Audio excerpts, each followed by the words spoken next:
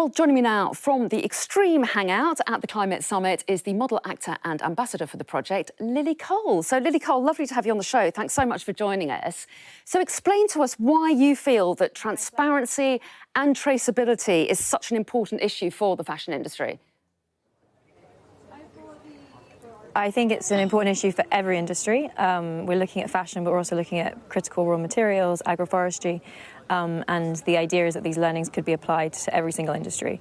It's important because if we don't know what's going on, we can't make choices. We can't make choices as consumers. There's a rising tide of greenwashing happening because of the lack of information that's available. But also, companies can't necessarily make the changes they need to make happen if they don't understand their own supply chains, which is often the case. And also, governments won't be able to know whether they are actually meeting the targets they're setting because they don't have the data and the information to understand the impacts of the businesses operating in their countries. And there has been way too much opacity for too long. It's not a technical problem, it's arguably a problem of will and political and corporate will to bring the level of transparency that needs to happen to supply chains. That's so interesting that you say that. I mean, the fashion industry does have very complex supply chains. And you're saying that there are some producers who aren't even aware of what's happening further down the chain. Is that what you're saying? Yeah. I've consulted for fashion companies that want to improve their impact, and they genuinely can't get the data to go back to the beginning of the supply chain. When they try to, they can often see the first layer or two, so the factories that are maybe manufacturing the clothes. But if you ask them where does the cotton actually come from, who are the farmers, what are the impacts on the ground at the very beginning of your supply chain, they often don't have access to that information. And if you imagine we live in a world where it's been shown that Google's algorithms can understand that a woman's pregnant before she even knows she's pregnant, that's how well data can understand customers.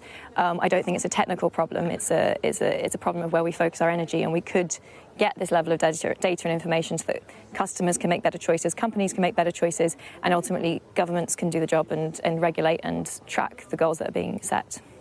And we know that there are lots of challenges in making sure that the industry has less of a carbon footprint. But is it particularly bad as well because of the frenetic pace at which it moves, the fact that fashion drives change constantly? Yeah, I think that's a very good question.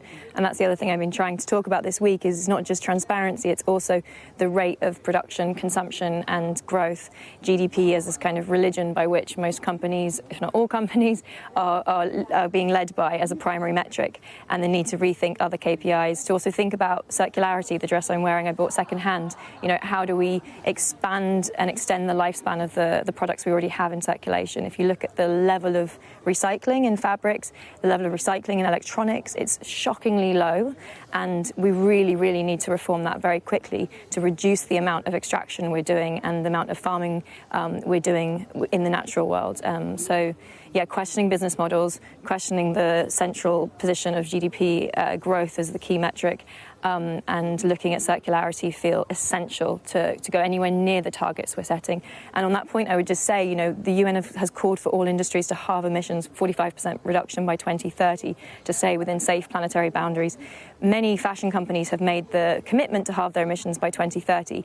But if you look at the data, year on year, emissions are still going up around the world. And so there's this huge gap between the pledges that are being made, the promises that are being made, and the actual data of what's happening. And the reality is we can't greenwash physics. Like, physics is not going to be greenwashed, you know? So we have to be really truthful and really realistic with ourselves as individuals, as communities, as companies, as countries, as an international community, to get very realistic about making sure the pledges we're making are being put into practice and taking the probably quite radical actions that need to happen in order to put those pledges into practice. OK, Lily Cole, very interesting to talk to you, rather. Thanks very much indeed for joining us there from Sharm el-Sheikh. Thank you.